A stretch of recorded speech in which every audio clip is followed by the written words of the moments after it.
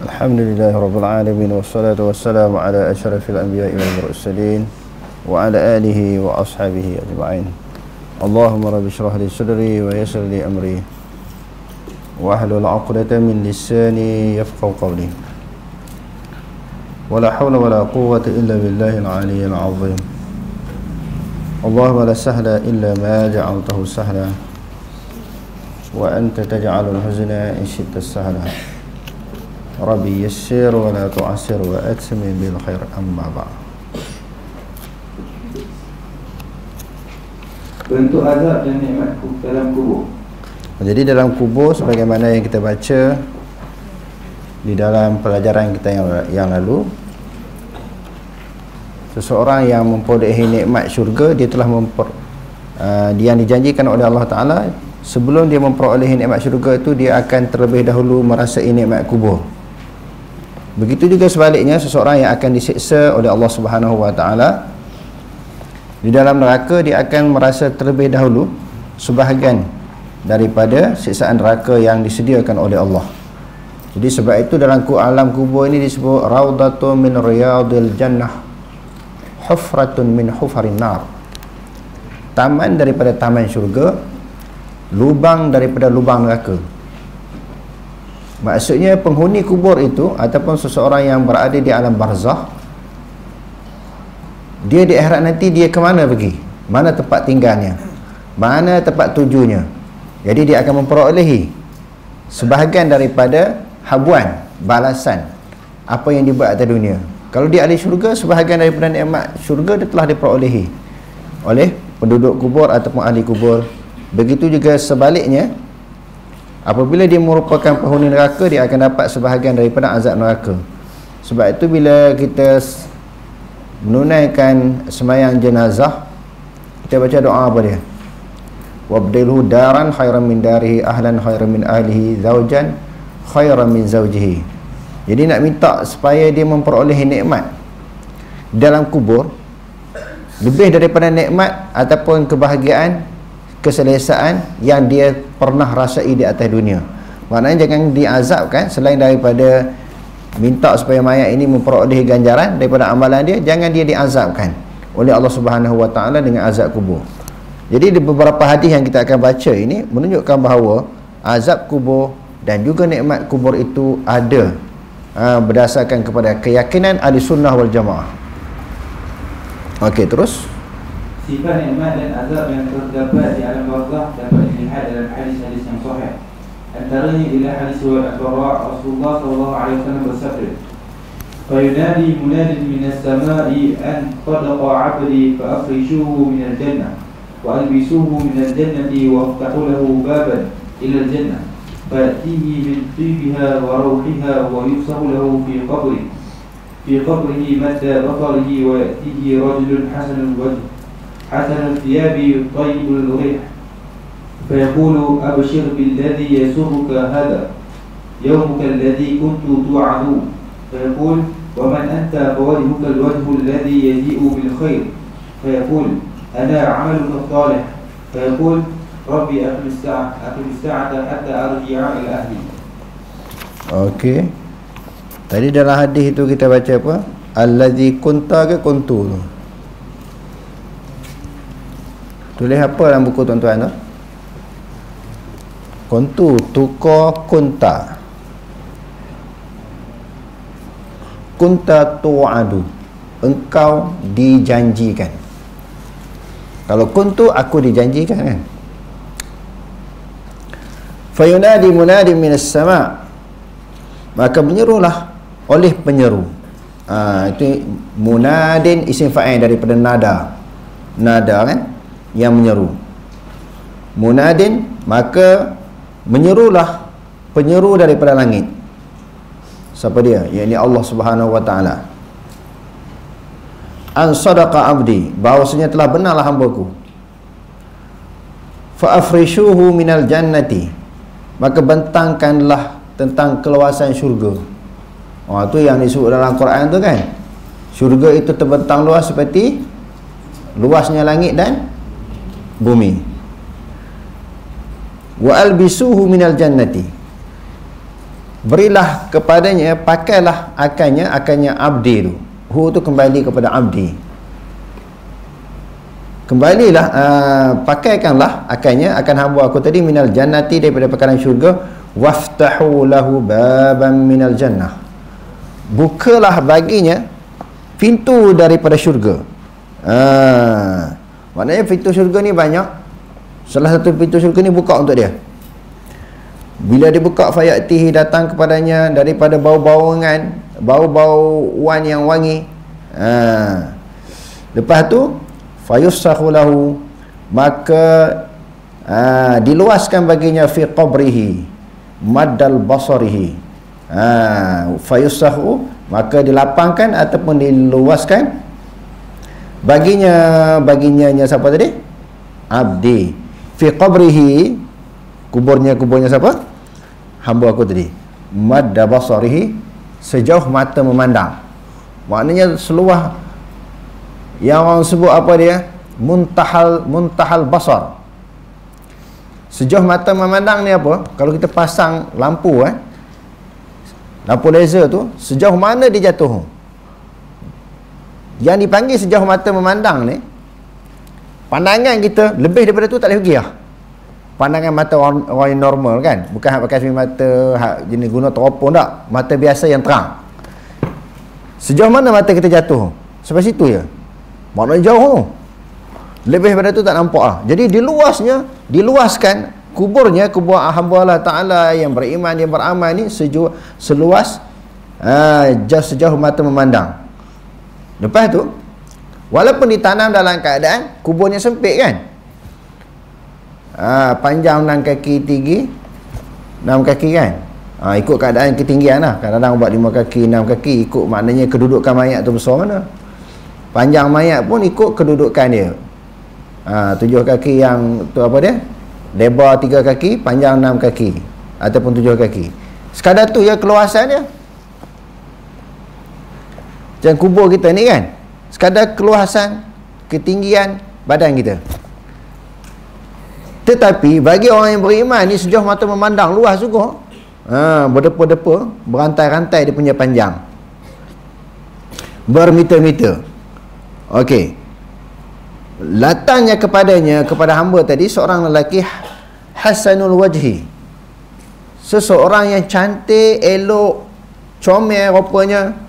Wa hasanul thiyabi, di dalam keadaan memakai pakaian juga cantik, rupanya cantik, pakaiannya cantik, dan wanginya, dan bau wangi. Lelaki ni tadi. Fayaqulu, maka berkata baginya, absyir, lelaki ni kata bagi dia, absyir, bergembiralah kamu, billadzi, dengan yang yasurruka, mengembirakan akan engkau, dengan apa yang kamu buat, dengan amalan yang kamu buat. Kamu berseronok dah, bergembira dah dengan amal bakti yang kamu buat. Hadza yaumuka, hari ini hari kamu ni, allazi kunta tu'adu, yang telah dijanjikan kepada engkau. Yang telah dijanjikan kepada engkau. Fayaqulu, maka hamba ni tanya, abdi ni tanya, hamba aku tadi, orang lelaki ni yang memperoleh nikmat tanya, wa man anta, kamu ni siapa? Fawajuka wajhul ladzi yaji'u bil khair, muka engkau ni adalah muka yang mendatangkan kebaikan. Fayaqulu, maka yang lelaki yang datang dengan cantik rupa, pakaian pun cantik dan wangi badan dia tadi, ana amaluka salih, aku sebenarnya adalah amalan kamu yang baik. Maknanya amalan apa yang baik? Puasa, zakat, haji, baca Quran, bersedekah, semua amalan-amalan yang baik rupanya dijelmakan dalam bentuk lembaga. Amalan manusia yang baik ini dijelmakan dalam bentuk lembaga. Maknanya lembaga sembahyang, puasa, zakat, haji dan sebagainya. Lalu dia kata fayaqulu, Lalu lelaki ni apabila amalan tu mengaku, lelaki ni tanya, kamu ni siapa? Akulah amalan kamu yang baik. Lalu orang lelaki ni tanya, iaitu abdi tanya, Rabbi, wahai Tuhanku, aqimis sa'ah, percepatkan datangnya kiamat, dirikan kiamat, datangkan kiamat, jadikanlah kiamat ini cepat, hatta arji'a ila ahli, supaya aku nak beritahu kepada keluargaku, ahli keluargaku tentang apa yang aku memperolehi, apa nikmat yang telah dia kecapi dalam kubur ni tadi. Maknanya dia seronok sangat supaya berlakunya kiamat, sebab dia baru dapat tempias cebisan daripada nikmat syurga. Ada pun nikmat yang hakiki, yang sebenarnya adalah di akhirat nanti, apabila dia, seseorang hamba itu dimasukkan ke dalam syurga. Itu dia terjemahnya setakat tu sahaja. Yang bawah ni wallahu alam mungkin ambil daripada hadis yang lain, dicampur terjemahannya.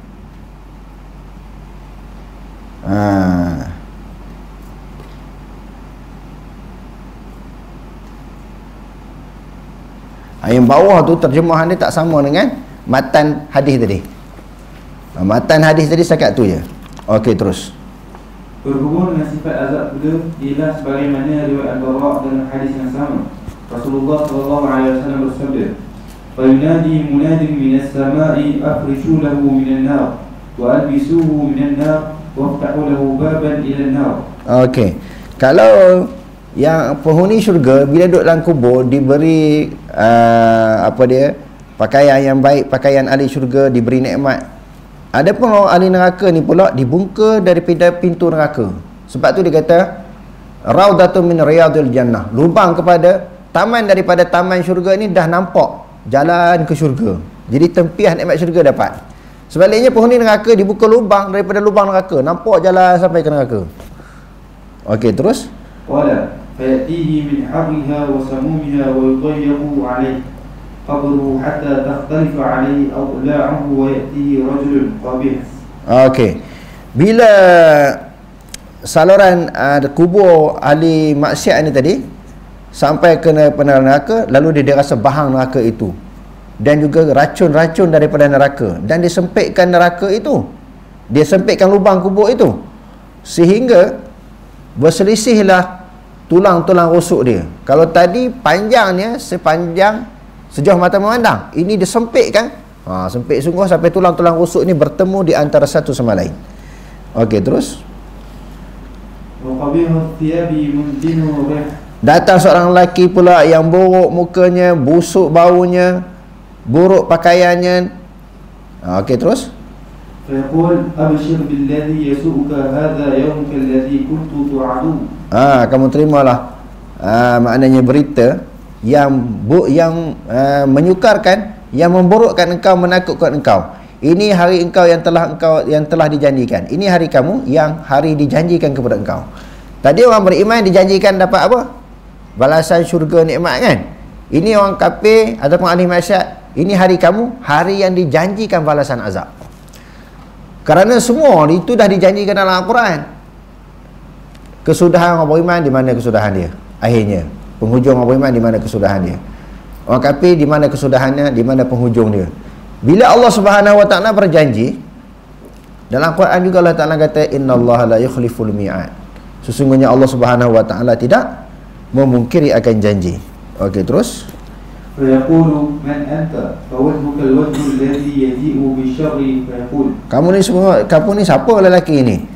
Dengan muka yang menakutkan, yang menggerungkan, yang buruk. Lalu dia berkata, lelaki ini kata apa? Ana amalukal khabis. Aku adalah amalan kamu yang buruk, yang keji dulu, akulah yang kamu lakukan di atas dunia. Perbuatan apa yang kamu buat, perbuatan buruk itu, akulah lembaganya. Dijermakan amalan baik buruk itu, diperlihatkan kepada orang yang mati. Okey, terus. Fayaqul Rabbi la tuqimis sa'ah, Rabbi la tuqimis sa'ah. Ya Allah Tuhanku, janganlah datang kiamat, dan janganlah datang kiamat. Kalau kau datangkan kiamat, aku terima lebih buruk lagi. Aku terima lebih dahsyat lagi azab siksaan. Ini baru sikit dalam kubur.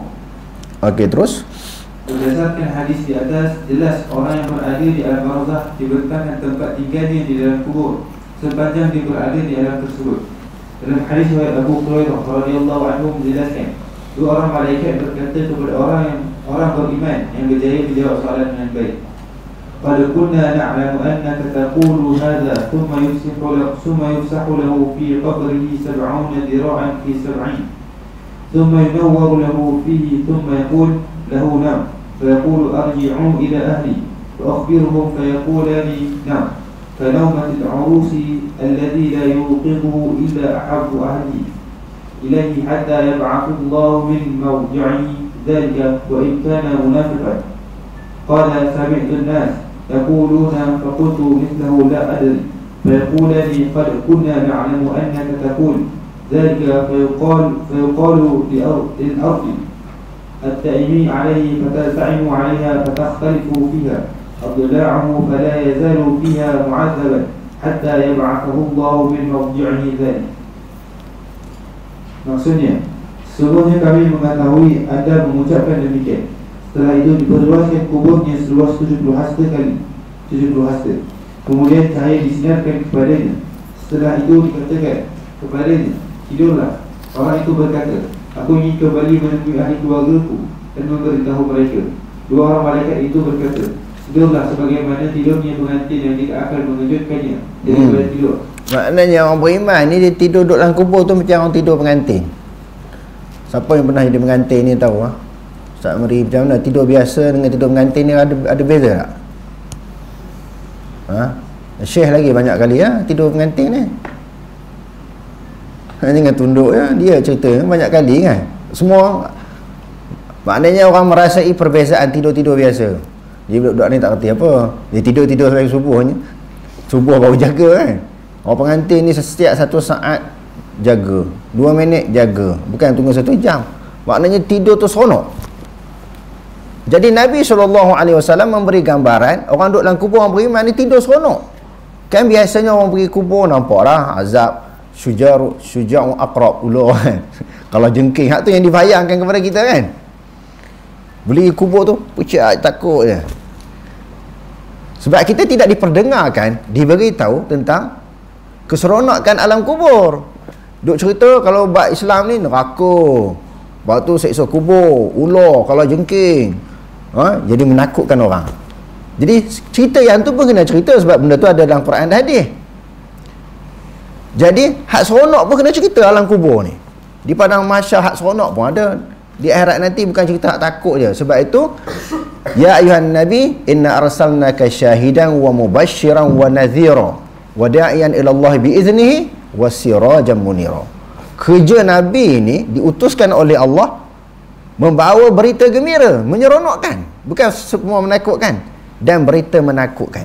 Ajak orang kepada Allah.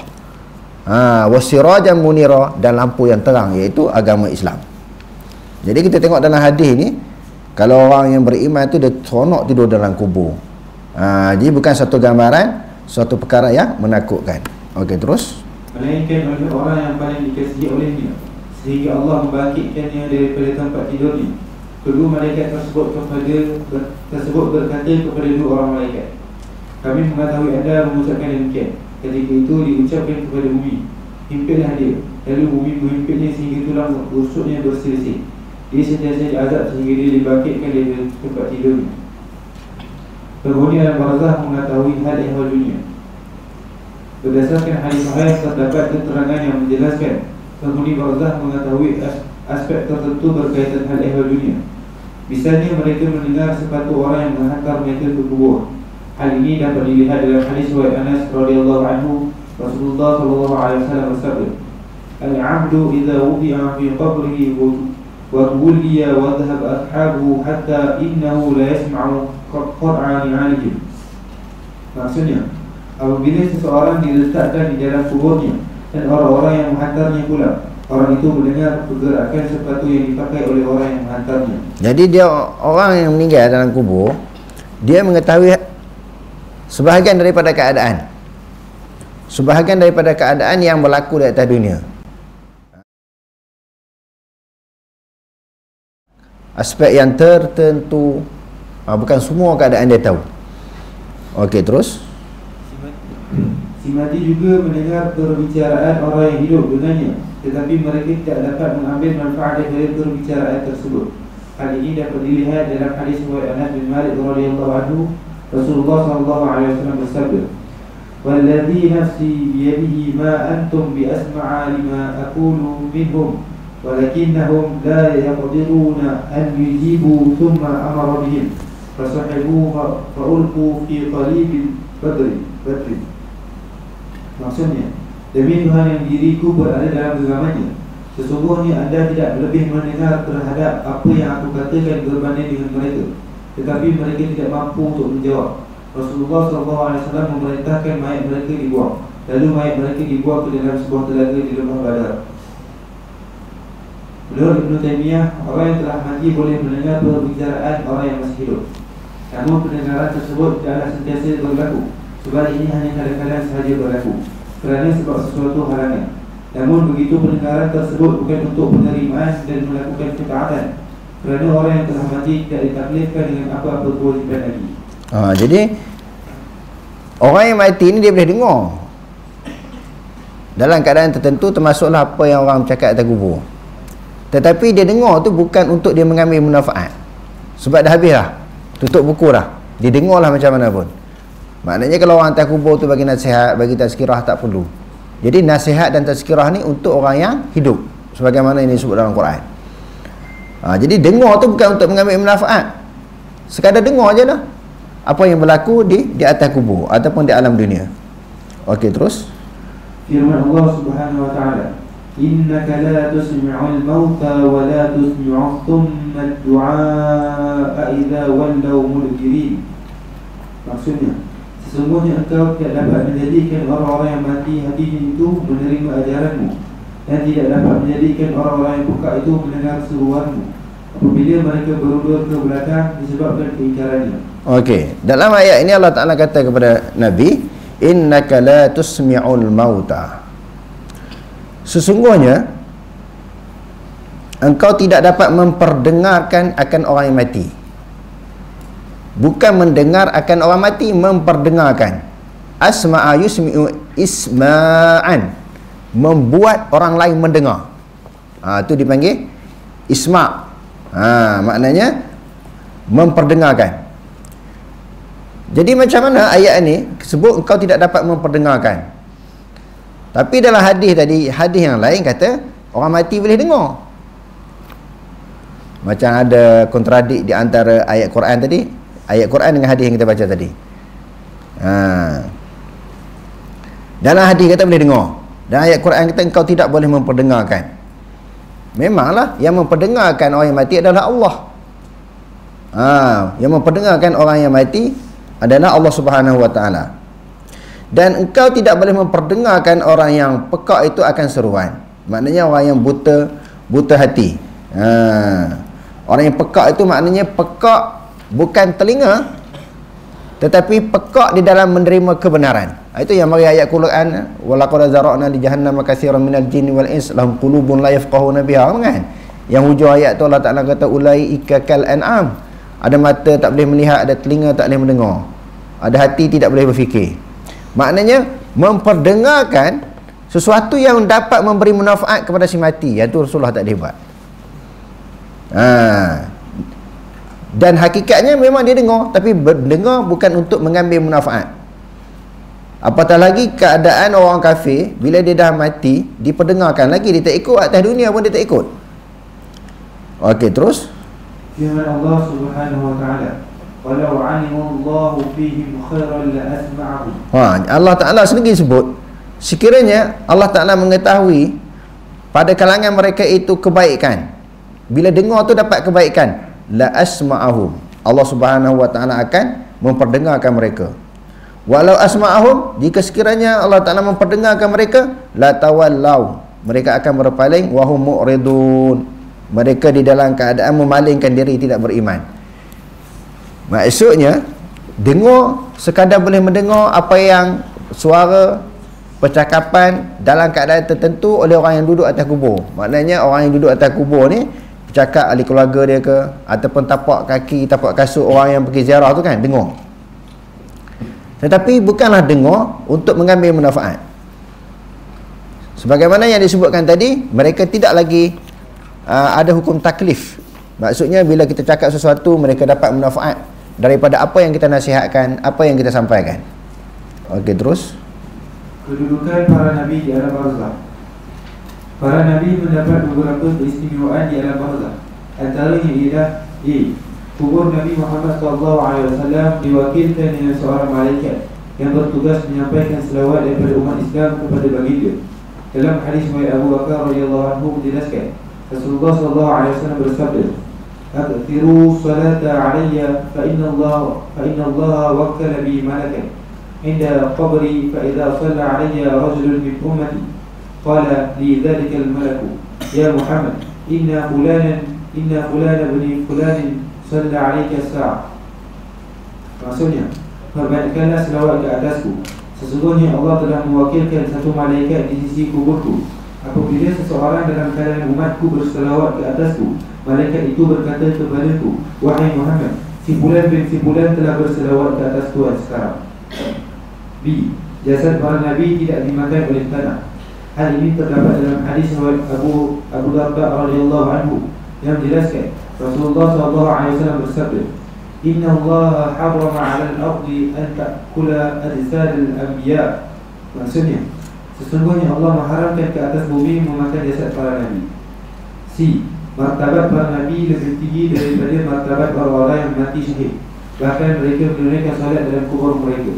Hal ini dapat dilihat dalam hadis riwayat Anas bin Malik radhiyallahu anhu, "Al-anbiya'u ahya'un fi quburihim yusallun." Maksudnya, para nabi hidup dalam kubur mereka dan mereka menunaikan salat. Para nabi tidak terkena soal kubur dan fitnahnya. Menurut Ibnu Hajar Al-Asqalani, soal kubur hanya berlaku kepada orang-orang yang perlu diuji. Sebaliknya yang tidak perlu diuji seperti para nabi dan orang-orang yang mati syahid tidak perlu dikenakan soal kubur. Kedudukan orang yang mati syahid di alam barzakh. Orang Islam yang mati terbunuh dengan niat untuk melakukan jihad dan menegakkan kalimah Allah mendapat kelebihan mati syahid. Antara kelebihan mati syahid ialah mendapat rezeki daripada Allah di alam barzakh, tidak menghadapi rasa sedih dan bergembira dengan berbagai-bagai nikmat Allah. Mereka mendapat rezeki, makan minum, ketika mereka berada di alam barzakh, sentiasa berada di dalam keadaan gembira, seronok dan tidak bersedih. Okey, terus. Firman Allah Subhanahu wa taala, "Wala tahsabanna alladhina qutilu fi sabilillahi amwata." Dan janganlah sekali-kali kamu menyangka orang yang dibunuh pada jalan Allah Ta'ala itu mati. Ada pun orang biasa macam kita ni, tak syahid, dia mati di sisi manusia dan di sisi Allah. Ada pun orang yang mati syahid, dia mati di sisi manusia, hidup di sisi Allah. Okey, terus. Bal ahya'un 'inda rabbihim yurzaqun. Bahkan mereka itu hidup di sisi Tuhan mereka. Kita nak sebut macam mana? Kita sebut mati jugalah, mati. Tapi di sisi Tuhan, dia hidup di sisi Tuhan dan diberi rezeki. Okey, terus. Farihina bima atahumullahu min fadlihi wa yastabshiruna billadzina lam yalhaqu bihim. Okey. Mereka bergembira dengan sesuatu yang telah mengurniakan akan mereka oleh Allah. Daripada kelebihan Allah, mereka bergembira dengan orang-orang yang lam yalhaqu bihim, yang belum bertemu dengan mereka, yang tak mati lagi, yang masih berjuang. Mereka dah mati. Mereka dah mati. Jadi mereka ni dia kata sini bergembira, maknanya teringin nak bagi kabar gembira dengan orang yang tak mati lagi. Jadi di sini lam yalhaqu bihim ni maknanya orang yang masih berjuang, yang belum menerima rezeki sebagai syahid. Min khalfihim, daripada belakang mereka. Alla khaufun, nak bagi tahu tentang apa? Tidak ada ketakutan di atas mereka, walahum yahzanun. Kami duduk dalam kubur ni tak takut, tak ada juga cerita lah. Nak bagi tahu orang yang hidup duk perang tu. Jadi koma ni kalau nak berperang jangan takut. Kalau mati pun tak apa, kami dah rasa dah seronok dalam kubur ni. Teringin nak hidup semula. Dalam hadis kata nak hidup 6 kali. Dia mati, lepas tu nak hidup semula, dibunuh lagi, mati lagi sampai 6 kali. Nak bagi tahu kepada orang yang masih hidup tu, jangan duk takut, jangan susah hati, kami seronok je. Yang kamu duk sedih atas dunia buat apa? Dengan kematian kami jangan bersedih, kami seronok. Dia nak beritahu kawan dia, nak beritahu kepada kaum keluarga dia. Okey, terus. Yastabshiruna bi ni'matin min Allah wa fadlin wa anna Allah la yudhi'u ajra al-mu'minin. Mereka bergembira dengan nikmat daripada Allah dan kelebihan yang dikurniakan oleh Allah. Dan sesungguhnya Allah Ta'ala tidak menyia-nyiakan ganjaran orang yang beriman. Maknanya orang syahid tadi sebahagian daripada bentuk kedudukan kumpulan yang beriman kepada Allah. Sebab tu dia pergi berperang menunjukkan dia beriman lah tu. Jadi segala amalan orang beriman ini termasuklah orang yang berperang pada jalan Allah Ta'ala. Allah Ta'ala tidak menyia-nyiakan, mengabaikan, mempersia-siakan perbuatan baik mereka. Pasti akan diberi ganjaran yang baik di sisi Allah Ta'ala. Okey, terus. Alladzina istajabu lillahi war rasuli min ba'di ma aqabahumul qahr. Orang yang beriman tu siapa? Orang ni badan ni. Orang panggil apa? Badan. Iaitu orang-orang yang menyahut bagi Allah dan Rasulnya, menyahut seruan Allah. Allah Ta'ala suruh apa? Rasul suruh apa? Suruh mereka berjihad, berjuang, menegakkan agama Allah Ta'ala. Mereka sahut seruan Allah dan seruan Rasul. Min ba'di ma asabahumul qarh, dan selepas mengena ataupun menimpa akan mereka kecederaan, luka, kesusahan, kepayahan di dalam medan perang. Nak boleh syahid ni kena luka dulu, susah dulu, payah dulu. Setelah mereka sahut seruan Allah Ta'ala dan juga Rasul, ajak berjihad pada jalan Allah Ta'ala kan, dan ditimpa kepada mereka kesusahan, luka, cedera parah dan kepayahan dalam peperangan. Lilladzina ahsanu minhum, dan bagi orang-orang yang melakukan kebaikan daripada kalangan mereka, wattaqau, dan mereka takut kepada Allah, bertakwa kepada Allah, ajrun azim, bagi mereka itu apa dia? Ganjaran yang besar di sisi Allah. Nikmat yang besar di sisi Allah. Dan sebahagian daripada orang beriman lagi, Allah Ta'ala kata tadi ahsanu minhum, orang yang melakukan kebaikan. Orang beriman tadi sahut seruan Allah, seruan Rasul, batu buat amalan-amalan yang baik. Dan Allah Ta'ala sebut orang beriman, sebahagian daripada orang beriman lagi, alladzina qala lahumun nas, orang yang betul-betul beriman ni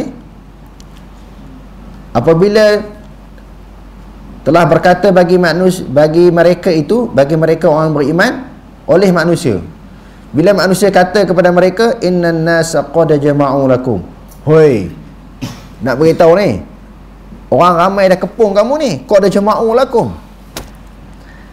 Orang yang beriman ni, bila ada orang beritahu kepada mereka, hoi, orang nak kepung kamu ni, nak bunuh kamu ni, fakhshawhum, hendaklah kamu takut kepada mereka, mereka sedang mengepung kamu. Apa jawapan orang beriman? Bila ada orang ugut, ataupun sesuatu maklumat daripada orang munafik ke, siapa-siapa sahaja yang beritahu kepada mereka orang beriman, orang duk kepung kamu ni, telah mengepung kamu, fakhshawhum, takutlah kepada mereka.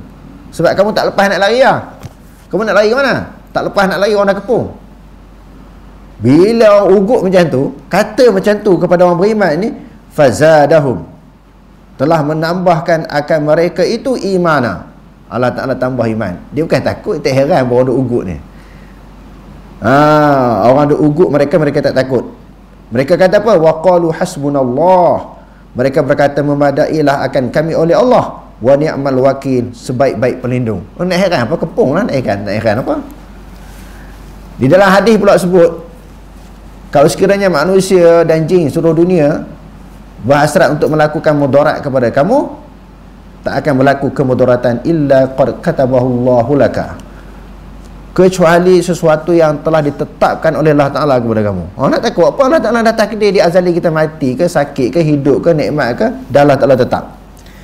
Yang orang beriman ni tak boleh nak diugut. Nak bagi mereka takut. Mereka kata memadailah Allah, pelindung kami, dan dia sebaik-baik pelindung. Fanqalabu, apabila mereka pulang daripada peperangan Badar, di dalam tafsir jalan lain dia kata fanqalabu, di sini mereka pulang daripada peperangan Badar bi ni'matin minallah, mereka pulang dengan membawa nikmat, iaitu harta ghanimah. Harta ghanimah yang dijanjikan oleh Allah, wa fadlin, dan kelebihan daripada Allah. Lam yamsashum su, tidak menyentuh, mengena akan mereka itu sesuatu kejahatan. Hak orang kafir nak kepung tadi, duk ugut nak kepung, nak cederakan, nak memperlakukan sesuatu kejahatan mereka kepada mereka, tidak berlaku. Wattaba'u ridwan Allah, mereka telah mengikut keredaan daripada Allah.